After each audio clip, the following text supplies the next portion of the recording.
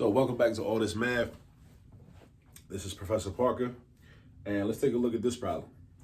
So we have a equation that we're going to solve by factoring, and this is a quadratic equation, right?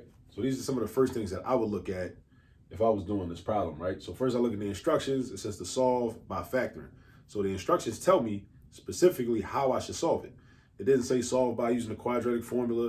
It didn't say solve by completing the square. It didn't say solve by using the square root property. It told me specifically, it didn't say solve by graphing the equation. It said to solve by factoring. All right, cool. So then I got to look and say, okay, well, what kind of equation is it? Is it linear? Is it quadratic? Is it cubic? Meaning to the third power, the biggest exponent is a 3 if it's cubic, or higher order, what we call higher order when the biggest exponent is like a 4 or a 5 or a 6 or 7 or whatever, right? Because there's different ways of solving equations based upon their characteristics. So based upon whatever your biggest exponent is, that's going to dictate to you how you can solve it and how you should go about it. So this is a quadratic, and we have 3 terms on the left and 1 term on the right. Now what I'm going to do is I'm going to clean this up and put it in standard form. And standard form means that all the terms are on the left side of the equal sign, and you only have a 0 to the right. So all your terms are to the left of the equal sign, and you got a 0 to the right. All right, now how I do that is I'm gonna get rid of this 4. Well, I'm gonna move this 4 to the other side. So technically what I'm doing is this. I'm gonna subtract 4 on the right, and I'm gonna subtract 4 on the left, because when we do math, we follow principles of Mayat, balance. So if I do something on the right side of the equal sign, I gotta do the same exact thing on the left side of the equal sign. So 4 take away 4, boom. 3 take away 4, -1. So we got 4x squared plus 3x minus 1 equals 0. Now it's in standard form. Like I told you, standard form. Here's your equal sign. All your terms are to the left. Here's your equal sign. There's a 0 to the right. That's standard form. Oh, another thing about standard form is the terms go in descending order of exponents. So the biggest exponent is a 2. That term is first. Then the next exponent is a 1, that term is second. And then there's no exponent, or no variable, so there's no exponent. Even though technically you can look at it as x to the 0 power next to this. Now you might be wondering, x to the 0 power, what you mean?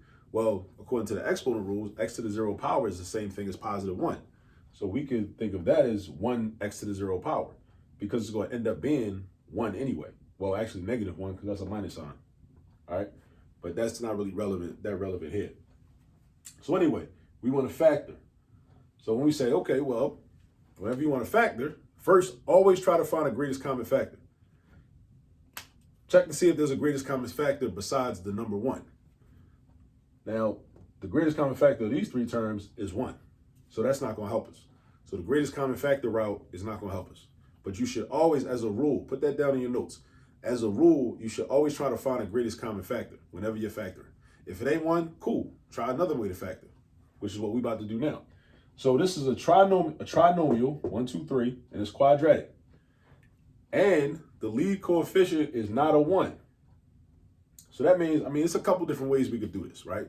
I got a whole method that I came up with, right, called the Malcolm X method, which gets political, it mixes a little. It's a hystematics approach. And if you've seen me on this channel, you've seen me talk about hystematics, and there's going to be a lot more of that coming, in the future as well. There's like what some people call the swing method. There's factoring by grouping. There's trial and error method. Right now, I'm going to just use trial and error because this number, well, it's not prime, but it's not composite either. So this doesn't have a lot of factors. And 4 is a composite number, but it don't have a lot of factors. So trial and error should be cool, right? I like to use the other methods. This is just me personally. I like to use the other methods when my lead coefficient and my constant are large numbers that have a whole lot of factors. Because here's the thing, with trial and error, you got to constantly just like pick different factors of your constant and your lead coefficient. So the bigger the numbers are, the more possibilities there are. So you might be sitting there for a long time, like just putting numbers in, trying to see which one works. It's like a puzzle, right? And I'd rather just do something more straightforward. So I like those other methods because those other methods are basically algorithms that work every time, right? So But for this problem, I say all that to say, for this problem, I'm going to just use trial and error. So what I first do is I draw 2 sets of parentheses. So that's what you should do. Draw 2 sets of parentheses. Go ahead. So draw 1 and draw 2. Draw 2, like Uno, right? So we got 2 sets of parentheses. Now, in these parentheses, we're going to have 4 terms altogether. We're going to have 2 terms in this set, and we're going to have 2 terms in this set. All right? Now, question is, what terms are going to go there? So think of this as like reverse FOIL method. Because what we're going to do is, we're going to take factors of this -1 and put them here and here. We're going to take factors of 4x squared and put them here and here, right? And then we got to multiply it out to see if what we have is equivalent to what we started with. I'm going to say that again. We take factors of this term, put them here and here in the last spots in the parentheses, and then we take factors of 4x squared and put them here and here in the first slots in the parentheses, right? And then we multiply everything out to see if it equals what we started with. If it does, cool, we did it correctly. If it doesn't, okay, we gotta go back to the drawing board. We gotta find either different factors or a different arrangement. All right, so look, I'm gonna start out with, let's do 2x and 2x. All right, 2x and 2x, because 2x times 2x equals 4x squared. So like I said, 2 factors of 4x squared, or the first term, 2x and 2x. And then 2 factors of -1. Let's do -1 and +1. All right. Now, when I multiply this out using the FOIL method, make sure you know how to use the FOIL method for multiplying binomials. All right. I got some videos on that on the channel too that you can look up. Check the playlist for FOIL method, right? What happens is I really only have to check. So out of FOIL, I really only have to check these 2.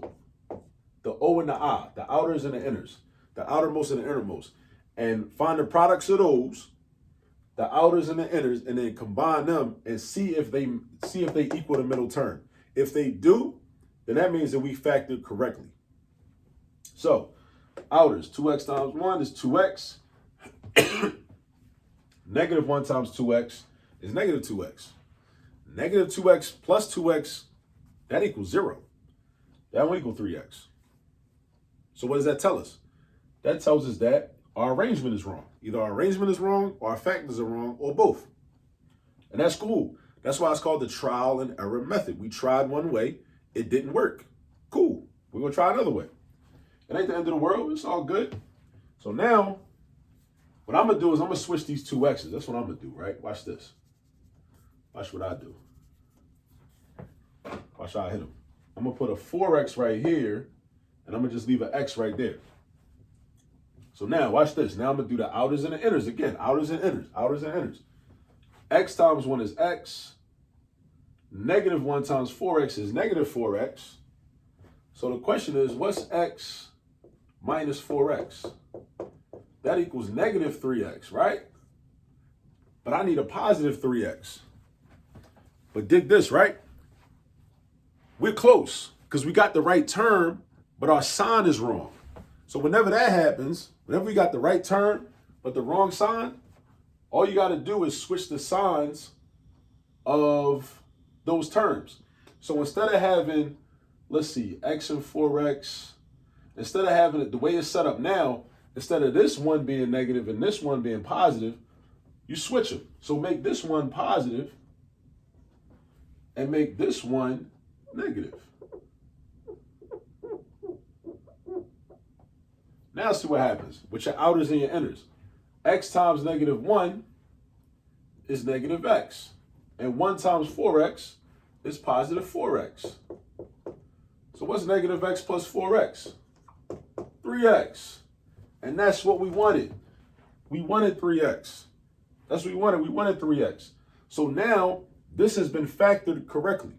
So now this is factored, and it's completely factored because I can't factor x plus 1 no more. I can't factor 4x minus 1 no more. It's completely factored. So now in order to solve, what I got to do to solve? I take each of my factors and I make like miniature equations out of them. So we had a big equation And now we're going to take each of the factors and make a mini equation. So watch this. Watch me work. I got x plus 1 equals 0, and I got 4x minus 1 equals 0. So if x plus 1 equals 0, minus 1, that means x equals negative 1. And if 4x minus 1 equals 0, then this is going to become 4x equals 1.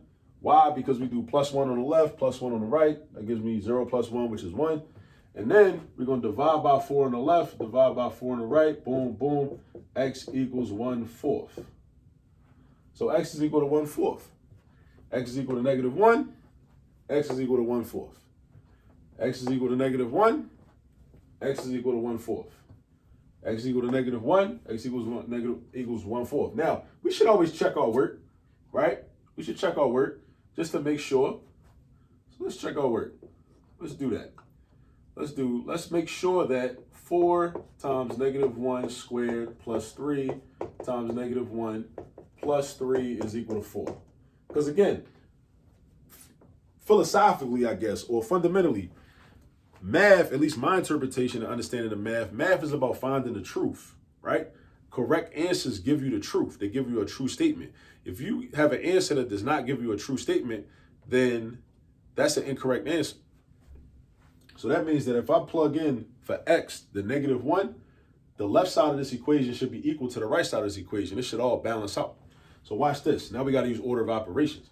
So negative 1 squared is 1. So 4 times 1 is 4. 3 times negative 1 is negative 3. And then we got plus 3 is equal to 4, right? Now, negative 3 plus 3 is 0. So 4 does equal 4. So negative 1 is a good answer. We just proved it. So negative 1 gave me the truth. Negative 1 gave me a true statement. All right? Now, we're going to do the same thing with 1/4. We're going to say 4 times 1/4 squared plus 3 times 1/4 plus 3 is equal to 4. Right? Now, follow order of operations again. We got 4 times 1/16, because 1 squared is 1 and 4 squared is 16, because that's one of the exponent rules. That's power of a fraction, either power of a fraction property or power of a power property, some call it. And then we got plus 3 times 1/4, so that's 3/4. And then we got plus 3, and that's equal to 4. I got to multiply these. So I got 4/16 plus 3/4 plus 3 equals 4, right? Now this I can simplify. This 4/16. We got to understand fractions. We got to have a strong grasp of fractions. I'm trying to tell you, if you have a strong grasp of fractions, when you get to algebra and geometry and all that, those classes are going to be so much easier. So much easier. So make sure you have a strong grasp of fractions. If you're in an algebra class right now and you don't have a strong grasp of fractions, do yourself a favor and go practice some work with fractions. Finding equivalent fractions, understanding improper fractions, knowing how to add, subtract, multiply, and divide fractions, understanding mixed numbers, how to convert mixed numbers to improper fractions, and vice versa, how to go from improper fraction to mixed numbers. Make sure you know all of that, man. Like, understand the equivalence between fractions and decimals, the equivalence between decimals and percentages, the equivalence between fractions and percentages. Do yourself a favor. Just know all that, right? So 4/16 is the same thing as 1/4. And how do I know that? I know that because 4 and 16 have a common factor of 4, right? So I could do 4 divided by 4, and I get 1. And 16 divided by 4, and get 4. So that's 1/4. Now, what is 1/4 plus 3/4?